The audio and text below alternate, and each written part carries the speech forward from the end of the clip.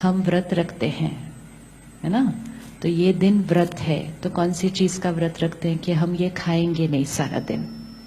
तो फिर कभी कभी भूल जाता है बीच में, और स्पेशली जब आसपास के लोग खा रहे हो अच्छी अच्छी चीजें, तो बीच में क्या होता है, जाता है, कोई बात नहीं, लेकिन जाता है फिर याद आ जाता है।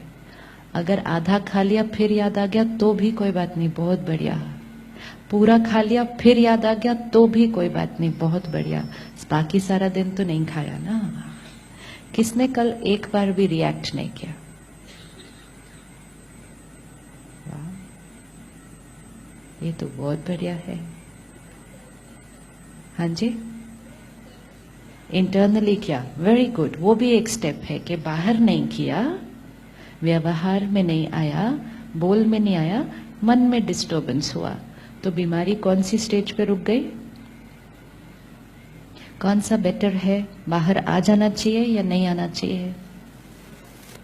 दुनिया में लोग कहते हैं ना, निकाल लो, अंदर रखेंगे तो प्रॉब्लम आएगी। फिर तो निकालना चाहिए या नहीं निकालना चाहिए? क्या करना चाहिए? प्रॉब्लम तब आती है जब अंदर क्रिएट किया, बाहर नहीं निकाला और अंदर उसको रहने दिया। तो फिर क्या होगा? वो दर्द, वो दुख, वो गुस्सा, वो अंदर अक्यूमुलेट होता जाएगा। जब वो अंदर अक्यूमुलेट होता जाएगा तो वो खुद को बहुत तकलीफ देगा। लेकिन अगर बाहर निकाला तो प्रॉब्लम तो और बढ़ जाएगी। लेकिन अगर अंदर क्रिएट किया और बाहर नहीं निकाला, तो देन नीड इज कि उसके बाद थोड़ी देर बैठकर वो अंदर को भी ठीक करना है कि हाँ, मुझे ये बात बुरी लगी, उन्होंने ऐसा नहीं करना चाहिए था। तो अपने आप से बैठकर अपनी काउंसलिंग करनी है, पर उन्होंने ऐसा क्यों किया? क्यों किया उन्होंने ऐसा? क्यों किया उन्होंने ऐसा? क्योंकि वो उनका संस्कार है। अभी कितने दिन मुझे इस संस्कार को फेस करना है?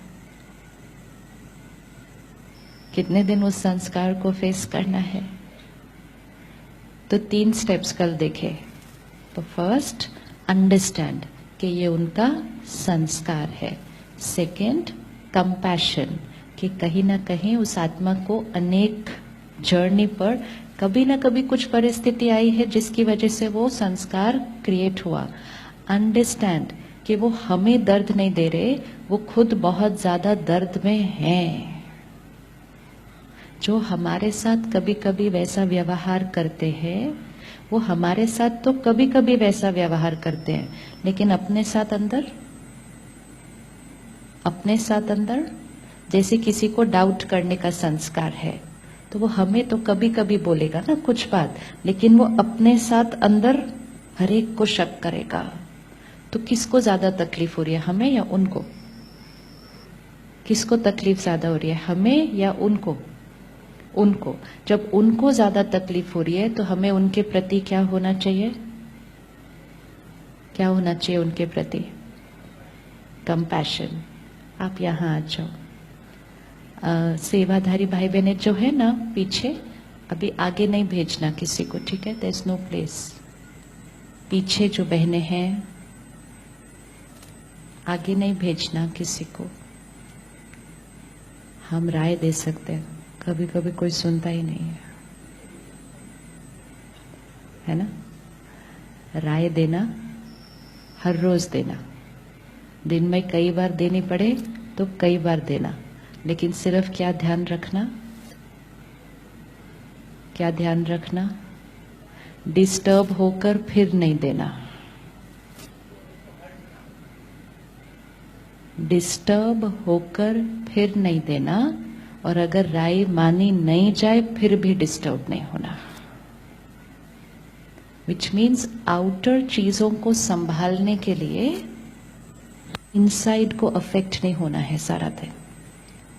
हम ये चाहते हैं कि बाहर सब कुछ परफेक्ट हो, घर परफेक्ट साफ हो, बच्चे परफेक्ट पढ़े, बच्चे परफेक्ट खाना खाए, सब कुछ परफेक्ट बाहर हो, विच इज इम्पोर्टेंट। लेकिन अपनी प्रायोरिटी लिस्ट क्लियर होनी चाहिए। सबसे पहले परफेक्ट कहाँ हो? तो अब क्या करना है, अंदर परफेक्ट रहकर बाहर परफेक्ट होने की राय देनी है। लेकिन बाहर परफेक्ट नहीं हो रहा, उसके लिए अंदर डिस्टर्ब हो गए तो डबल नुकसान हो जाएगा। अभी तो एक ही छोटा नुकसान हो रहा है ना कि बाहर कोई चीज परफेक्ट नहीं है, लेकिन बाहर परफेक्ट नहीं है को बाहर तक ही रहने देना, उसका असर अंदर नहीं आना। अंदर को परफेक्ट रखना तो अंदर का असर बाहर आ जाएगा। किस किस को इरिटेशन होती है जब घर साफ नहीं होता? इतनी कॉमन बीमारी है। अच्छा, अभी सोचते हैं घर साफ नहीं है, सही बात नहीं है, साफ होना चाहिए, हर चीज हर जगह सही पड़ी होनी चाहिए। लेकिन घर में दो सफाई है, एक है चीजों की सफाई और एक है वाइब्रेशंस की सफाई, है ना। तो चीजों की सफाई के लिए अगर हम रोज इरिटेट होंगे, फिर दूसरे को गुस्से से बोलेंगे, फिर दूसरा ऊपर से गलत जवाब देगा, फिर हम और हर्ट होंगे, फिर वो कुछ और बोलेगा, तो बाहर की सफाई तो वही रह गई, लेकिन वाइब्रेशन भी दूषित हो गया। This is what we have to take care सारा दिन, कि बाहर की सफाई से ज्यादा इंपॉर्टेंट अंदर की सफाई, रिश्ते ज्यादा इंपॉर्टेंट देन घर की सफाई। विच डज नॉट मीन कि घर गंदा रहे, बट इट जस्ट मीन्स कि खुद को डिस्टर्ब होकर नहीं बोलना है साफ रखने के लिए।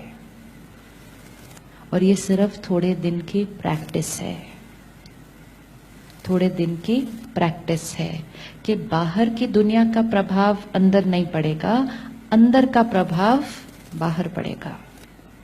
कल हमने देखा अंदर मन की स्थिति का प्रभाव किन चीजों पर पड़ रहा है? खुशी, सेहत, रिश्ते, भाग्य, वातावरण, अगले जन्म के संस्कार और भाग्य। और इन सारी चीजों के सामने घर की सफाई, क्या लग रहा है कोई कंपैरिजन?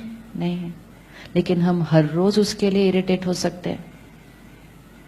तो अब सिर्फ एक चेंज कि साफ रखना है, साफ करवाना है, लेकिन मन को साफ रखते हुए। छोटी छोटी चीजों में शुरू करेंगे तो फिर धीरे धीरे एक आदत पड़ जाएगी कि यहाँ स्टेबल वहाँ इंस्ट्रक्शन, यहाँ स्टेबल वहाँ इंस्ट्रक्शन। फिर जब दूसरों को राय दे दी तो ये तैयारी कि जरूरी नहीं है सामने वाला इमिडिएटली मान